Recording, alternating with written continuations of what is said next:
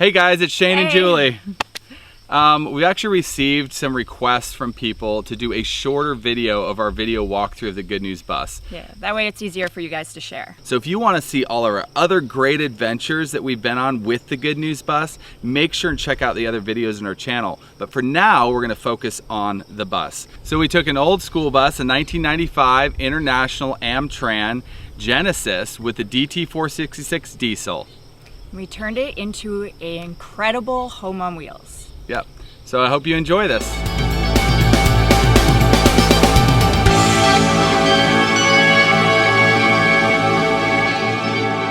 So we really poured ourselves into how do we want this design. We were taking a yellow school bus that still had the bus seats in it, and we're transforming that into a fully operational RV. Everything is where it is for a purpose, whether it's because by design that way, or whether to keep the plumbing convenient, or by placement of where the windows were. Of course, with a family of 9, you have 18 shoes, and that's if only each person has one pair of shoes. There to the right, when you come in the bus, we put shelves there that are about the kids' height. They can take off their shoes right when they come in the door and put them on the shelf.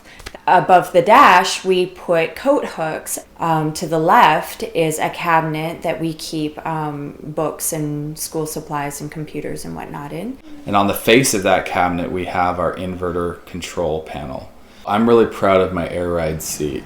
You know, the original bus seats, they weren't Air Ride and they weren't the most comfortable things. And we completely redid the entire dash. We are going for that kind of classic car look with the painted metal dash. We have cabinetry up above the dash, and that holds board games. We put the CD player in with 2 6x9 speakers. As you turn to the left-hand side, you have the full dining area there, cabinetry above that. My assistance is needed. Okay, step back, everyone. I don't want anyone getting hurt.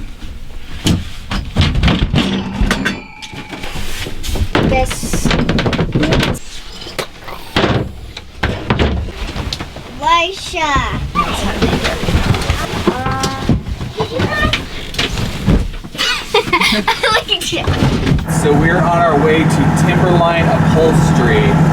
When we installed these seats 6 years ago, they were very nice. This is from 9 Butts. Constant sitting. All right, so this is what I've got. I think it's time for something new.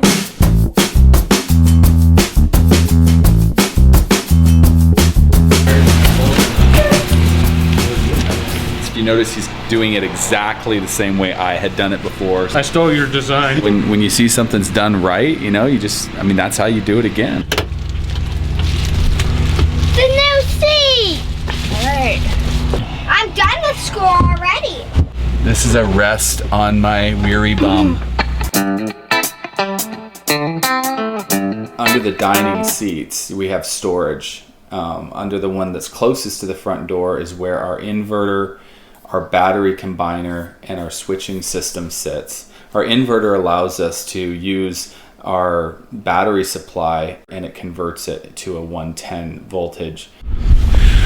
Okay, so one of the more frequent comments we get, or questions that we get, is why don't we have solar panels up on this roof? We've kind of found a way around having to have solar panels.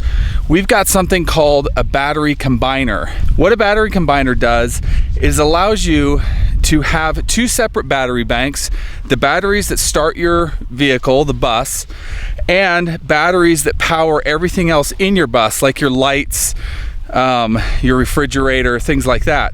Okay, so this is my battery bank for starting the bus. And in here, I've connected a solenoid. And that solenoid is what turns off the connection between the start batteries to the house batteries. That signal is sent from the battery combiner. So if we're in a boondocking situation and our batteries start getting low, all I have to do is simply start the bus and let the batteries charge back up. And on a day like this, solar panels would be useless anyway.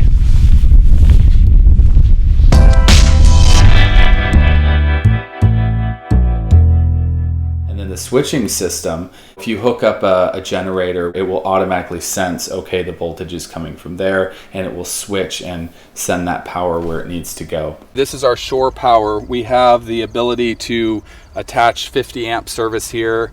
Right now we only have a 30 amp service, but it will handle up to a 50 amp input. I think the thing that was kind of cool about what we did at the bus is we were able to build it to our needs specifically. You know, we have 7 children, and we knew that we were going to need something special. We knew that we were going to need something that provided enough room for all of us.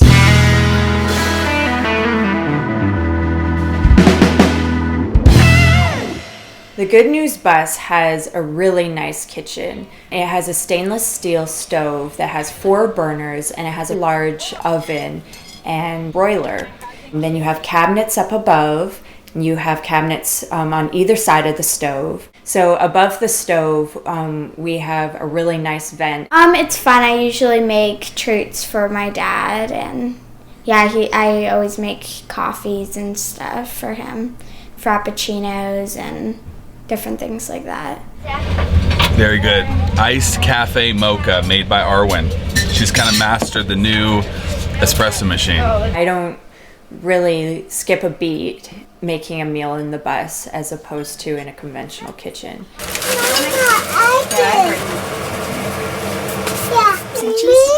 You do? You want it in your bowl? So the framing material we used in the bus to frame these walls is a 2x3 material. It's the same material they use in like a mobile home. And then we covered it with an 1/8 inch paneling. It's a real oak plywood paneling that we covered it with.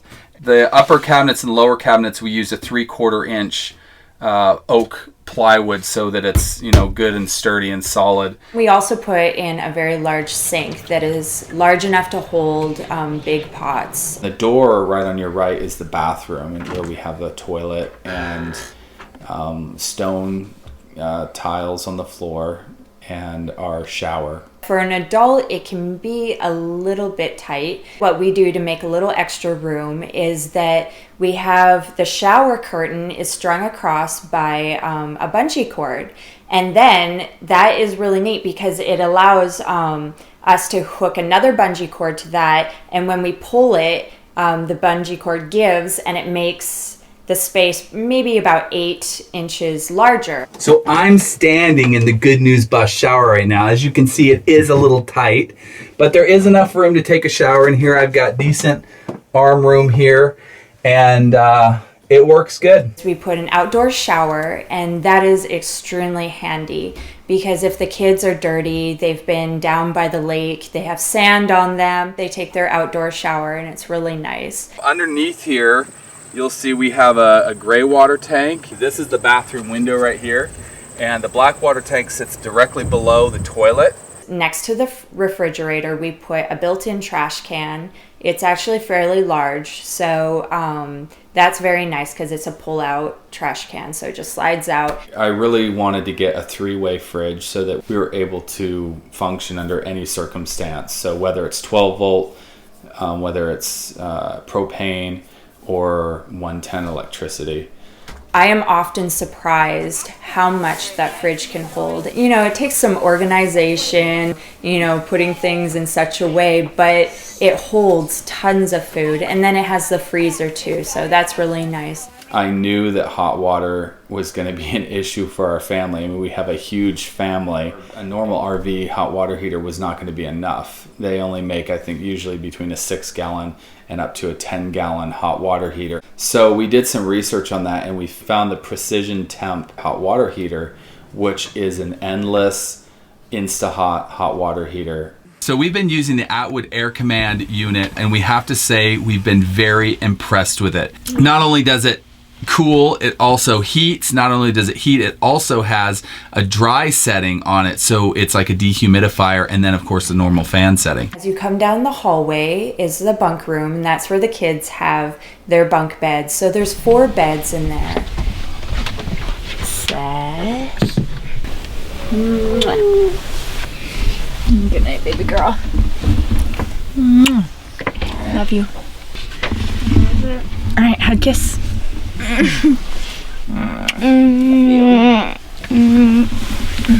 All right, just gonna say goodnight. I love you. Good night. Love you. Good night. Yeah, just gonna say goodnight. Good night. Love you. Love you too. We have a private bedroom that's separated from the bunk room by a door. As soon as you come through that door, on either side, you'll see closets. Then we have a TV that hangs on the wall, and that's to the left. On the opposite side, we have reading lights that are hung underneath the cabinets. The cabinets are on both sides of the bus. There is tons of room in those cabinets, and it provides a perfect amount of space for our needs. Under our bed, we have a lot of storage. We have an area that houses two 40-gallon freshwater tanks, which are filled by this port right here. Behind the bus, the back door opens up and it's separated by a wall from the front of the bus, and we have lots of storage back there. You can fit a lot of things. We have our propane tanks. We also have the cord back there for a generator. Where it would normally say school bus, we decided to put our name there. So it's really neat because there's a special light at the front and at the rear, and it lights up our name and our logo at night. So it's really neat. Many people have asked, how do we homeschool? Well, it's actually pretty simple. Once the kids can get to a point where they're reading and they're comprehending, they pretty much can read their lessons on their own. If they come to something that they don't quite understand, then I'm here or Shane's here to help them out in that area. Mom, I think we're gonna need help with this. Why, what? Extracting square roots. Our lifestyle opens up a whole new area of schooling because they learn things hands-on. We're going to places and seeing things that are super educational. What are the subjects we do? We do math, writing, science, history, reading, spelling, and penmanship.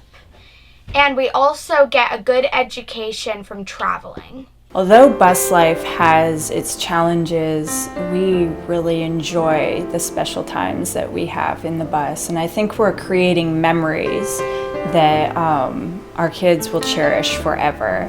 So now we're inviting you to join us on all our amazing adventures.